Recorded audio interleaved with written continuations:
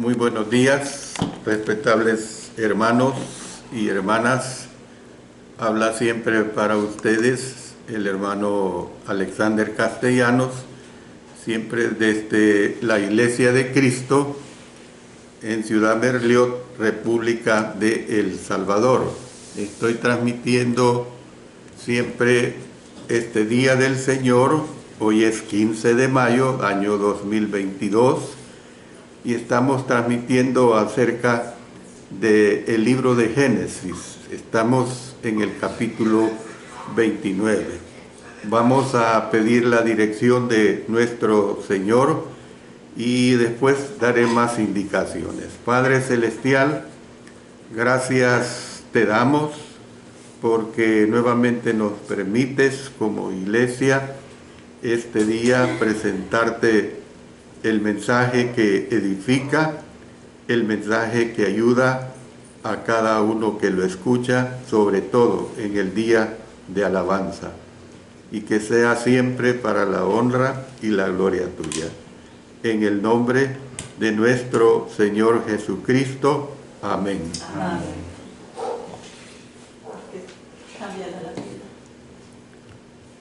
La puse. Bueno, ustedes que se conectan los días del Señor, estamos estudiando el capítulo 29 del libro de Génesis. Ya hemos visto 4 clases en relación a la explicación de texto por texto. Ahora vamos a entrar a las lecciones que nos da Génesis 29. Y lo que vamos a ver ahorita es acerca de la presencia providencial de Dios. Les repito, la presencia providencial de Dios. Después de que Jacob fue testigo de la teofanía en Betel, o sea, usted ya sabe que una teofanía es una aparición divina, ¿ve? Entonces, después de que se da esta teofanía en Betel, que incluía la promesa de Dios de bendecirle y estar con él, el patriarca se dispuso nuevamente ir a Harán.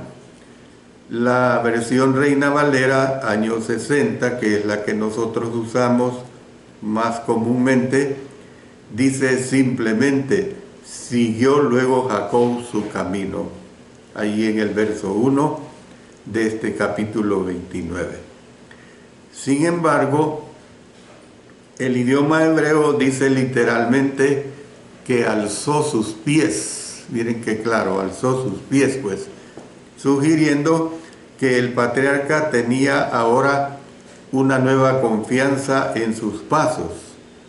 En lugar de abrumarse por temor de Esaú y la incertidumbre de los bandidos que podría encontrar en el camino, como probablemente había experimentado cuando dejó su hogar. La guía de Dios tuvo que haber sido evidente para Jacob cuando llegó al pozo cerca de Harán y encontró pastores que conocían a Labán.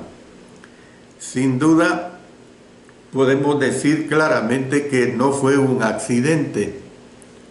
El hecho, pues, de que ellos habían podido indicarle quién era la hija de Labán, Raquel, que se acercaba al pozo con sus ovejas. Se dice, y ya lo hemos estudiado, como les estoy diciendo, estamos viendo las lecciones que nos da este capítulo 29 sobre la presencia providencial de Dios. Jacob, dice la Escritura, que amó a Raquel tan pronto como la vio. Se habla pues de que el gozo de Jehová fue su fuerza. Y fíjense que hay una ilustración que tenemos en Nehemías capítulo 8, versículo 10. Dice ahí: Luego les dijo: id, comed grosuras y bebed vino dulce, y enviad porciones a los que no tienen nada preparado, porque día santo es a nuestro Señor. No os entristezcáis, porque el gozo de Jehová es vuestra fuerza. Miren que claro, el gozo de Jehová es vuestra fuerza.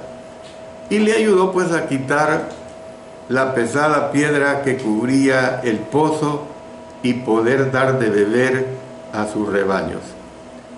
Esto yo lo puedo comparar e ilustrar con lo siguiente.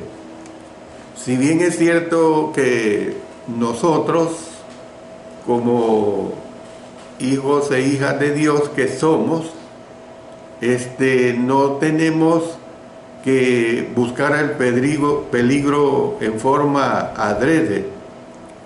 Es decir, si nosotros de repente nos encontramos en una situación conflictiva, vamos a decir, vamos de camino a determinado lugar y de repente viene una situación conflictiva, X, Y, Z puede ser. Entonces, ¿qué es lo que hacemos? Nosotros no buscamos aquella situación. Lo que hacemos es encomendarnos a Dios, pedir la ayuda de Dios, y Él precisamente nos ayuda a salir de esa situación. Por eso nosotros podemos ver que estos acontecimientos providenciales impactaron tan profundamente a Jacob que abrazó a su hermosa prima y la besó. Yo lo he dicho ya varias veces en este estudio de Génesis 29. Realmente, ¿cómo es posible que un extraño bese a una joven y una joven bella como lo era Raquel? ¿Y cómo es posible que no le dio una manotada? Realmente, para mí lo tengo que aceptar porque la palabra de Dios nos lo dice, ¿verdad? Entonces, a él le impactó ver a su prima y la besa, levantando su voz en lágrimas de gozo. Pronto inició un proceso por el que podría tomar a Raquel como su esposa e incluía prometerle al padre de ella 7 años de servicio como precio por la novia. Algo también que no va de acuerdo a nuestras culturas, esto de someterse a tantos años de servicio. Jacob no tenía ni idea de las dificultades que tendrían que soportar al casarse en la familia de Raquel.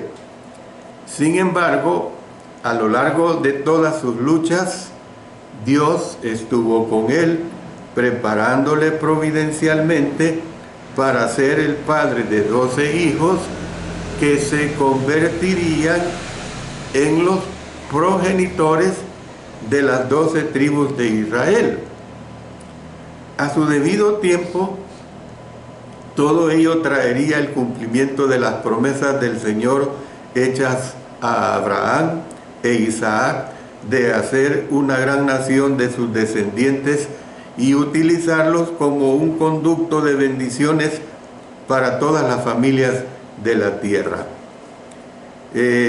Y esto nosotros ya lo hemos estudiado ampliamente desde que empezamos a estudiar Génesis capítulo 12, Génesis capítulo 17, capítulo 22 y el capítulo 26, lo hemos estudiado muy ampliamente. Entonces, así como Jacob necesitaba la seguridad de la presencia y guía de Dios en su peregrinación a Harán, también los creyentes, hablando de nosotros, ahora en nuestros tiempos, en todas las generaciones, tenemos la misma necesidad. Esta es una realidad. Es decir, las condiciones espirituales de aquel tiempo no han cambiado. No me refiero a las prácticas que se darían posteriormente a la ley mosaica, la cual ya sabemos que fue abolida, fue clavada en la cruz por nuestro Señor Jesucristo, sino que tenemos que entender que las condiciones de exigencia espirituales de parte de nuestro Dios siempre han prevalecido. Bueno, vamos a ilustrar esta situación de Jacob. Lo vamos a ilustrar con dos situaciones. Una de ellas será el ejemplo de Moisés y la segunda será el ejemplo de los apóstoles. De tal manera que ahorita nos vamos a trasladar a ese ejemplo de Moisés. Pareciera que me voy a olvidar de Jacob, pero no. Es nada más para entender cómo es que escrituralmente hablando hubo hombres de Dios que se vieron envueltos en situaciones semejantes a las de Jacob y quizás hasta peores. Bueno, en cuanto al ejemplo de Moisés, ustedes saben que Moisés creció como un príncipe de Egipto. Tuvo esa bendición después de que es abandonado como un huérfano, pues precisamente para proteger su vida, pues es recibido por la hija de Faraón. Y él fue bien enseñado. Una persona que cae en un palacio y es adoptado, en las condiciones como sabemos, pues es enseñado de acuerdo al palacio. Fue bien enseñado y dice la Escritura que él era hombre poderoso en sus palabras y en sus obras. Dice, por ejemplo, en Hechos capítulo 7, verso 22, y fue enseñado Moisés en toda la sabiduría de los egipcios. ¿A qué se refiere, hermanos, esta sabiduría de los egipcios? En todo el conocimiento. No se confundan que se está hablando de una sabiduría espiritual. Ellos no honraban a Dios. Y era poderoso en sus palabras y obras. Cuando él tenía unos 40 años de edad, evidentemente pensó que podía guiar y dirigir su vida a su manera, como lo hizo Jacob durante años, porque esto es lo que pasó con Jacob. Jacob se conducía a su manera y hasta que es zarandeado por nuestro Dios, él entiende que debe cambiar. Moisés se encargó de matar a un egipcio que estaba abusando de un israelita, pensando que su pueblo acudiría a él como su libertador, porque mire lo que dice los versos 11 y 12 del capítulo 2 de Éxodo. En aquellos días sucedió que, crecido ya Moisés, salió a sus hermanos y los vio en sus duras tareas, y observó a un egipcio que golpeaba a uno de los hebreos, sus hermanos. Entonces es que eran bien patriotas, hermanos. O sea, esto hay que verlo. No podía verse el sufrimiento de un compatriota y en el caso de Moisés fue algo especial. Entonces miró a todas partes y viendo que no parecía nadie, mató al egipcio y lo escondió en la arena. Esto lo vamos a trasladar al libro de los Hechos, capítulo 7, versículos 23 al 25. Cuando hubo cumplido la edad de 40 años, le vino al corazón el visitar a sus hermanos, los hijos de Israel, y al ver a uno que era maltratado, lo defendió, e hiriendo al egipcio, vengó al oprimido. Pero él pensaba que sus hermanos comprendían que Dios les daría libertad por mano suya, mas ellos no lo habían entendido así. Sin embargo, pues, se equivocaba tanto en cuanto a los medios de la liberación de Israel como de su momento preciso. aún aquí en estos momentos, él estaba un tanto confundido. Se vio obligado, al grado pues que se vio obligado a huir al desierto de Sinaí para escapar de la ira de Faraón. Y esto es lo que nos dice el verso 15 de Éxodo 2. Oyendo Faraón acerca de este hecho, procuró matar a Moisés, pero Moisés huyó de delante de Faraón y habitó en la tierra de Madián. Luego traslademos otra vez esto a Hechos 7:29. Al oír esta palabra, Moisés huyó y vivió como extranjero en tierra de Madián, donde engendró 2 hijos. El Señor, pues, sin embargo, cuidó de él de una manera providencial. También aquí se da esta situación, la providencia de Dios. Eso es lo que estamos estudiando, guiándolo pues a Jetro y a su familia. Y claro, sucede algo que propicia esta situación. Allí encontró refugio, una esposa y la vocación de pastor durante 40 años. Y esto hay que entenderlo porque él no había sido pastor mientras fue educado en Egipto. ¿Cómo era posible que el hijo de la hija de Faraón iba a hacer ese trabajo? Por eso, miren lo que dice en Éxodo 2:16. Vamos a leer hasta el versículo 21. Dice: y estando sentado junto al pozo, 7 hijas que tenía el sacerdote de Madián vinieron a sacar agua para llenar las pilas y dar de beber a las ovejas de su padre. Mas los pastores vinieron y las echaron de allí. No entiendo esto, cómo es que estos hombres procedieron de una forma grotesca con las mujeres, parecía que les importara poco. Entonces Moisés se levantó y las defendió y dio de beber a sus ovejas. En nuestro lenguaje bucólico podríamos decir, hallaron la horma de su zapato. Y volviendo ellas a Reuel su padre, él les dijo: ¿por qué habéis venido hoy tan pronto? Ellas respondieron: un varón egipcio nos defendió de mano de los pastores y también nos sacó el agua y dio de beber a las ovejas. Y dijo a sus hijas: ¿dónde está? ¿Por qué habéis dejado a ese hombre? Llamadle para que coma.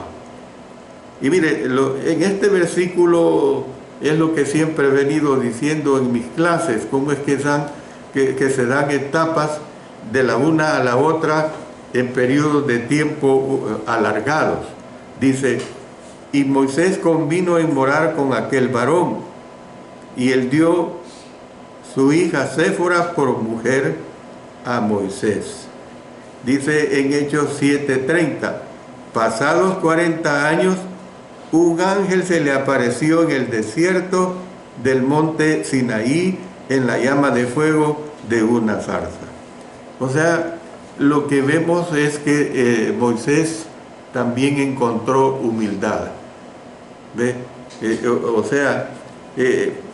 Tal parecía que en estas épocas, cuando un hombre le hacía un favor a alguien, y no digamos a mujeres y mujeres jóvenes, el padre se sentía muy, muy agradecido y él sentía que tenía que retribuir esta atención que se le había dado a sus hijas. Bueno, entonces, ¿qué es lo que vemos? Cuando Moisés tenía 80 años, imagínense 8 años de los que yo tengo más, ¿ve? Jehová lo llamó a volver a Egipto para liberar a su pueblo de la esclavitud y llevarlos a la tierra prometida. Ustedes tienen que pensar, yo lo pienso, ¿cómo era posible volver al lugar donde había matado a un egipcio? Pero el Señor le manda que lo haga. ¿Ve? Después de muchos años, su impulsiva confianza en sí mismo, podemos decir que había desaparecido, e intentó varias veces rechazar esta peligrosa misión. Es decir, habiendo sido criado en el seno de un palacio y con todos los derechos habidos y por haber, pues él tenía que tener una conducta un tanto repulsiva. Pero aquí vamos viendo cómo es que el Señor le va bajando esa conducta a él. Moisés accedió a ir solo después de que Dios prometió que su presencia estaría con él, demostrada con señales y prodigios, y que Aarón sería su portavoz autorizado, porque ya lo sabemos y no es objeto de estudio eso, pero que él se declara un hombre torpe de voz, un hombre que no tenía ese don de hablar, y usa a Aarón como su portavoz. Después del incidente, pues, del becerro de oro en el monte Sinaí, Dios le dijo a Moisés que enviaría un ángel para acompañar a los israelitas, pues, a la tierra prometida. Sin embargo, no iría personalmente con ellos, porque estaba inclinado a destruir al pueblo por su obstinada desobediencia. Miren lo que tenemos siempre en Éxodo, en el capítulo 33, los versos 1 al 5.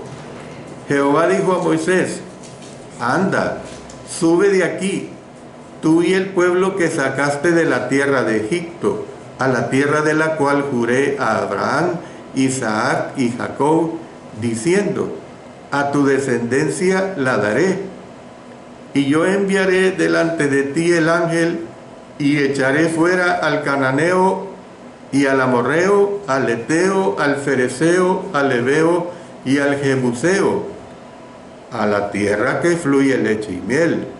Pero yo no subiré en medio de ti, porque eres pueblo de dura cerviz, no sea que te consuma en el camino. Y oyendo el pueblo esta mala noticia, vistieron luto, y ninguno se puso sus atavíos. Porque Jehová había dicho a Moisés: di a los hijos de Israel: vosotros sois pueblo de dura cerviz.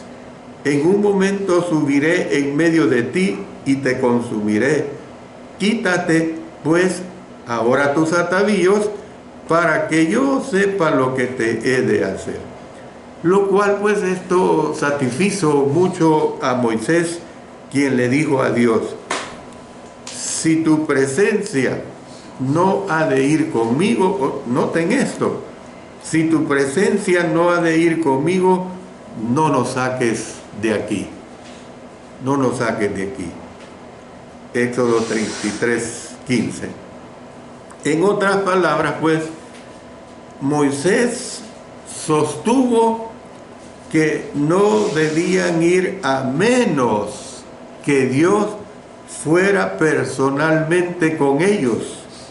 En respuesta a esta petición, Jehová le dijo a Moisés, miren lo que le dice en el verso 17 de este capítulo 33. También haré esto que has dicho, por cuanto has hallado gracia, o sea, la palabra chen, que es gracia, o sea, favor, por cuanto has hallado gracia en mis ojos, y te he conocido por tu nombre.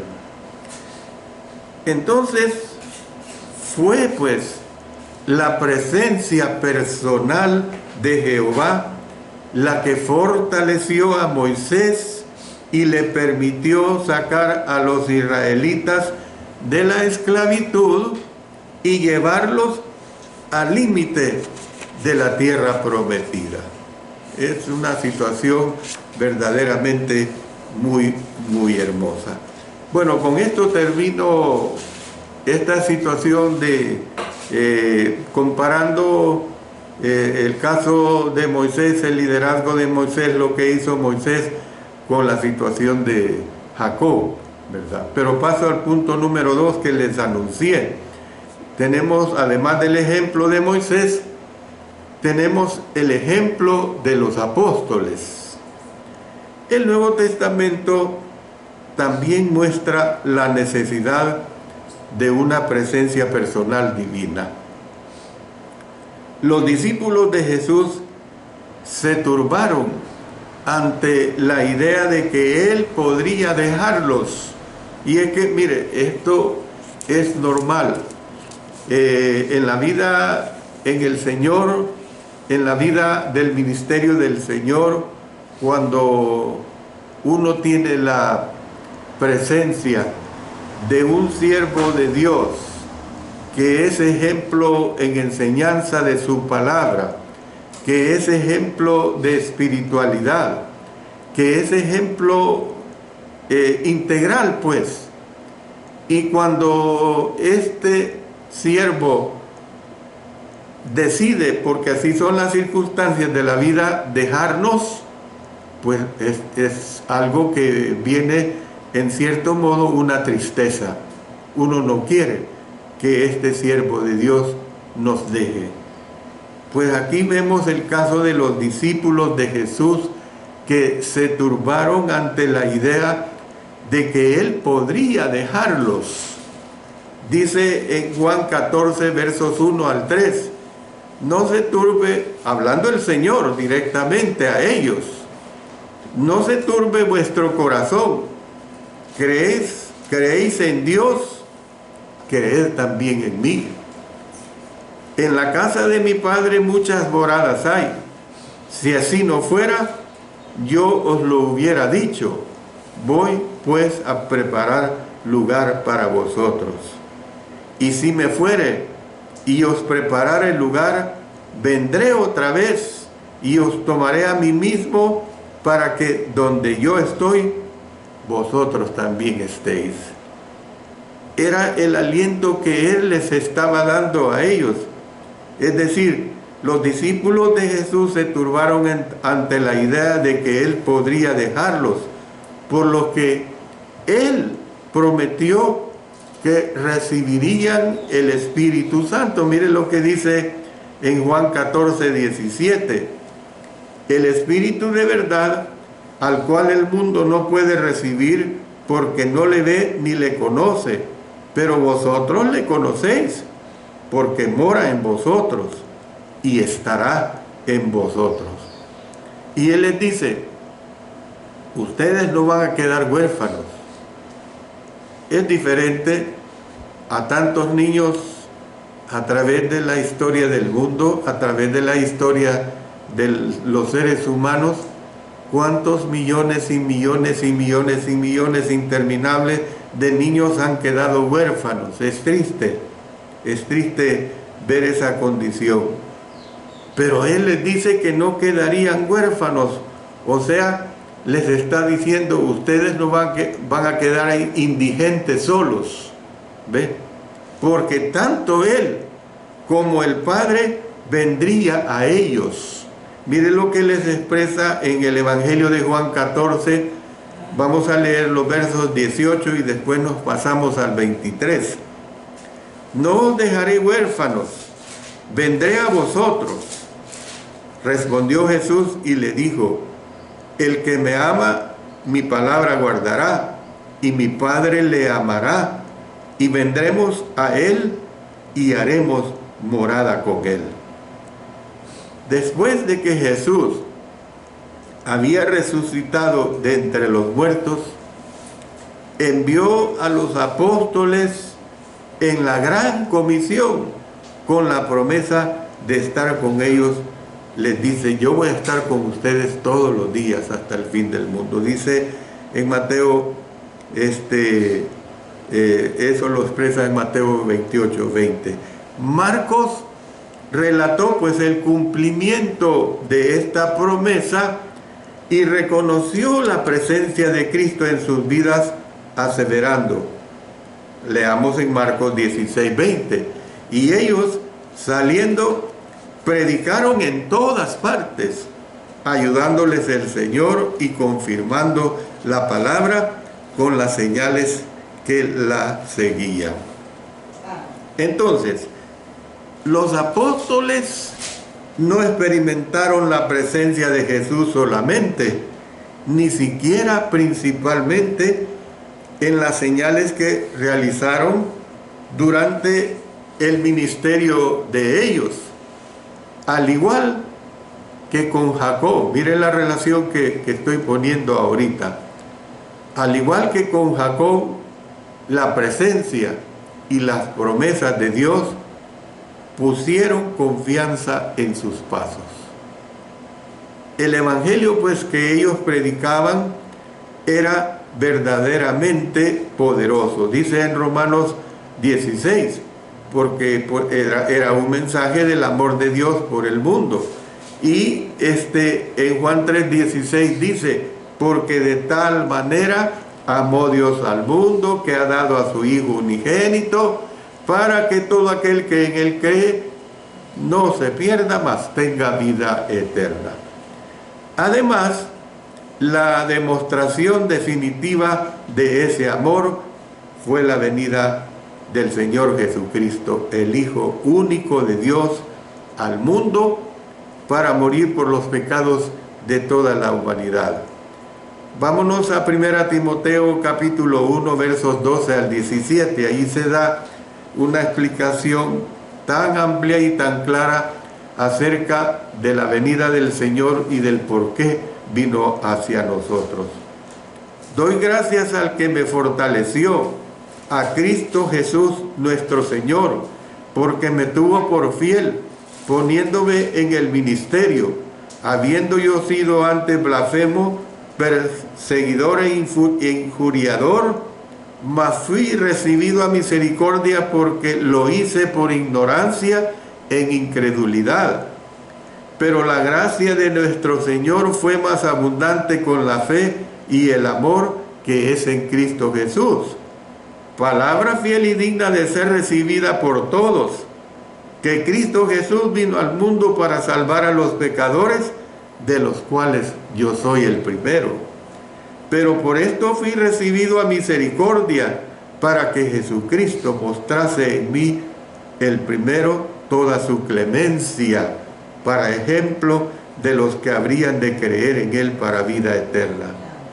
Por tanto, al Rey de los siglos, inmortal, invisible, al único y sabio Dios, sea honor y gloria por los siglos de los siglos. Amén.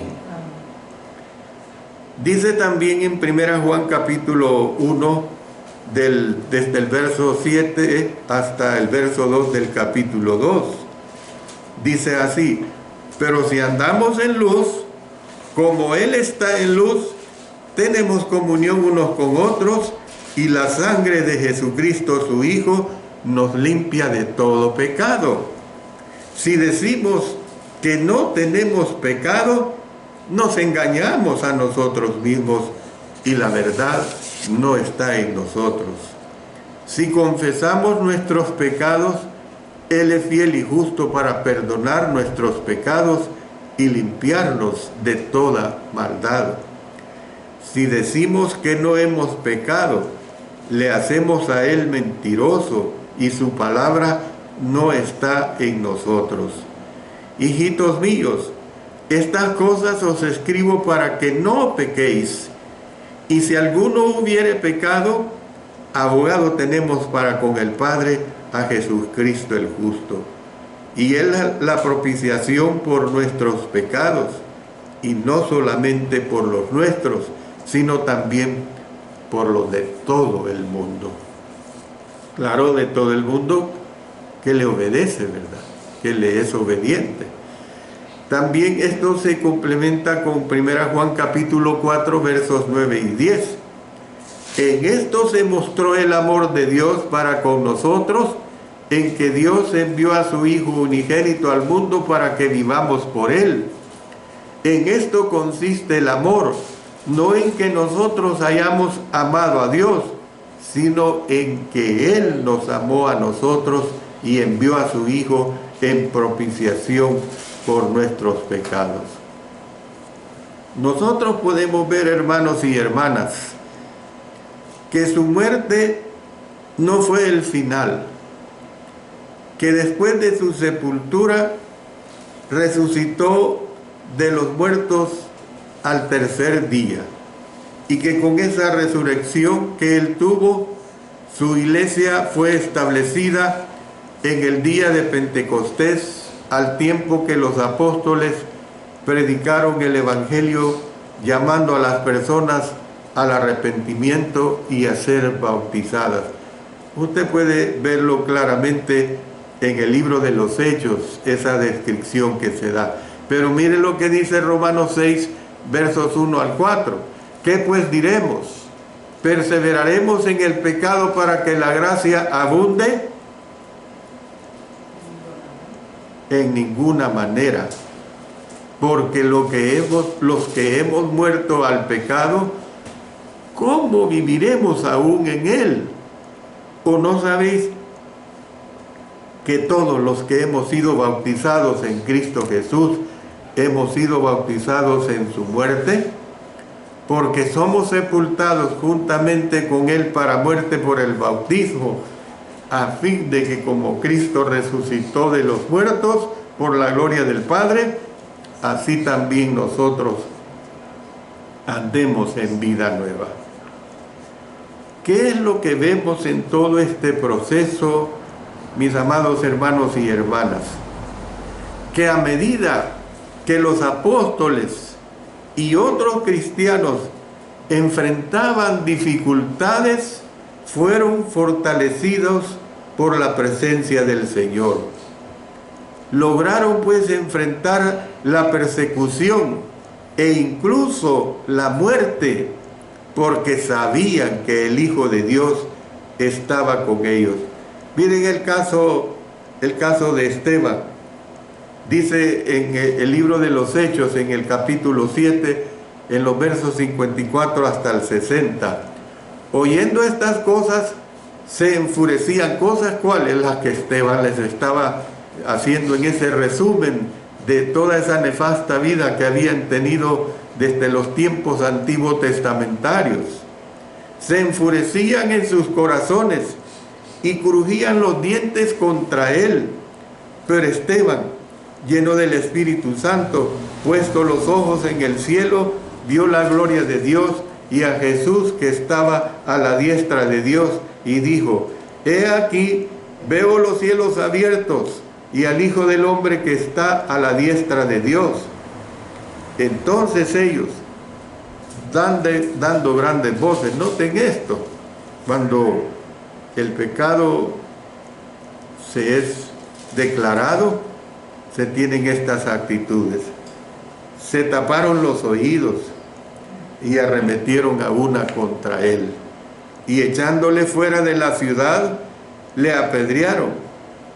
Y los testigos pusieron sus ropas a los pies de un joven que se llamaba Saulo, y apedrearon a Esteban mientras él invocaba y decía: Señor Jesús, recibe mi espíritu. Y puesto de rodillas, clamó a gran voz: Señor, no les tomes en cuenta este pecado. Y habiendo dicho esto, durmió. Pero hay una cosa muy interesante, hermanos y hermanas, que usted puede ver esto desde el punto de vista, a lo mejor, como una historia que le impacta. Y yo sé que usted, que estudia la palabra de Dios, la aplica a su vida en el sentido de verdaderamente reconocer todos estos sacrificios que estos hombres hicieron. Pero hay una aplicación que nosotros tenemos, que para nosotros es, hermanos, y es en Romanos 8, versos 35 al 39. ¿Quién nos separará del amor de Cristo? Cristianos. ¿Tribulación o angustia, o persecución, o hambre, o desnudez, o peligro, o espada? Como está escrito: por causa de ti somos muertos todo el tiempo, somos contados como ovejas de matadero. Antes, en todas estas cosas, somos más que vencedores por medio de aquel que nos amó. Por lo cual, estoy seguro de que ni la muerte, ni la vida, ni ángeles, ni principados, ni potestades, ni lo presente, ni lo porvenir, ni lo alto, ni lo profundo, ni ninguna otra cosa creada nos podrá separar del amor de Dios que es en Cristo Jesús, Señor nuestro. Realmente, hermanos, nosotros tenemos que entender pues claramente esta situación que aquí se nos presenta. Como parte conclusiva, yo puedo decirles a ustedes, hermanos, que no debemos engañarnos pensando que somos los dueños de nuestras almas, pensando que somos los dueños de nuestras vidas. Por difíciles situaciones que estemos pasando, o situaciones aún de felicidad, que a usted no le aparte de nuestro Señor. En lugar de ello, debemos someternos a la voluntad del Señor. Eso es lo que usted necesita comprender. Yo voy a terminar aquí esta primera intervención. Realmente, como hoy he dado las lecciones de vida que nos da Génesis capítulo 29, son 2 sermones que le estoy presentando, y en la hora del sermón pues les presentaré otro sermón que nos da esta aplicación de vida. Será quizás a lo mejor mucho más corto, pero sí hay un sermón que me interesa que usted lo escuche. Oremos. Padre Celestial, damos-te nuestros agradecimientos porque nos permites presentar tu palabra, y que de tal manera esta palabra nos ayude y que seamos persuadidos a hacer lo mejor siempre delante de ti. Oramos en el poderoso nombre de nuestro Señor Jesucristo. Amén. Amén.